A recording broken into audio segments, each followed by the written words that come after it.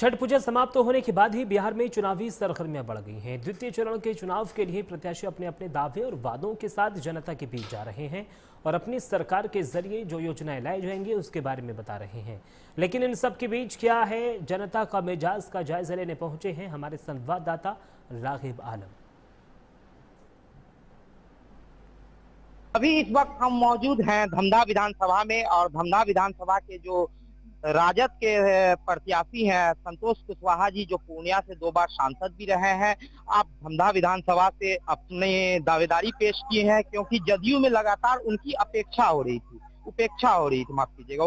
थी, जिसे वो सहन नहीं कर पाए। अब राजद में चले गए, राजद से चुनाव लड़ रहे हैं धमधा विधानसभा से। आइए उनसे जानते हैं कि जनता का उन्हें कितना समर्थन प्राप्त हो रहा है। देखिए, जनता का भरपूर समर्थन मिल रहा है, सब परिवर्तन के मूड में है। धमधा में चुनाव एक तरफा होने वाला है, तो आप देखेंगे चुनाव परिणाम आएगा तो एक तरफा चुनाव होगा और सभी लोग बदलाव के लिए तैयार है। धमधा में जो भ्रष्टाचार है, चाहे वो राशन, गरीबों का जो राशन उसमें बड़ा घोटाला है, चाहे अंचल में, थाने में, हर स्तर पे, इसलिए धमधा का लोग मन बनाए हुए हैं, धमधा में परिवर्तन करना है। तो लगातार सर हर जगह ये बात आ रही है कि बिहार में अफसरशाही बढ़ गई है, आप भी उस सरकार में है, क्या ऐसा आपको लग रहा है? बिल्कुल, अफसरशाही तो बढ़ ही गया है, खास करके धमधा में कुछ ज्यादा ही अफसरशाही है, भ्रष्टाचार है, तानाशाही है।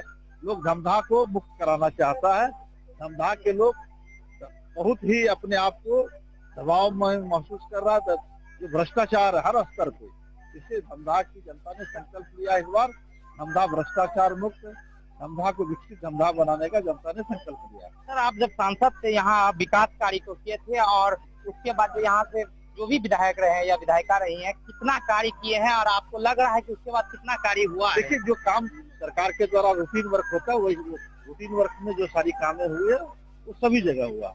लेकिन धमधा में जो रोजगार के लिए, धमधा में जो न्यू जनरेशन है उसको रोजगार चाहिए, इसके लिए कोई काम नहीं हो पाया है। हम लोग आएंगे तो धमधा में रोजगार सृजन करने के लिए इस इलाके में इंडस्ट्री लगाया जाएगा ताकि लोगों को रोजगार मिल सके। और तेजस्वी जी ने कहा हर घर में हम युवाओं को नौकरी देंगे, ये बड़ी घोषणा है। तो हम महागठबंधन की सरकार बनेगी तो तमाम चीजों का लाभ धमधा के लोगों को मिलेगा और हम लोग धमधा को विकसित धमधा बनाने के लिए काम करेंगे। तो आपने देखा हमारे साथ यहाँ राष्ट्रीय जनता दल के जो प्रत्याशी है संतोष कुशवाहा जी, वो उपस्थित थे और अभी क्षेत्र भ्रमण कर रहे हैं। हम भी क्षेत्र में जनता का मिजाज जानने आए हुए थे, तो यहाँ पर उनसे मेरी मुलाकात हो गई और बहुत छोटी सी गुफ्तगू उनके साथ हुई। क्या उनका मोटो है, क्या विकास है, इसको लेकर वो जनता के बीच जा रहे हैं।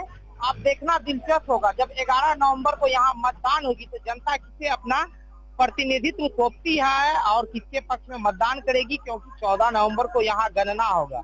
और क्या रहेगा जनता का मिजाज, सरकार बदलेगी या रखेगी, ये भी एक देखना दिलचस्प होगा।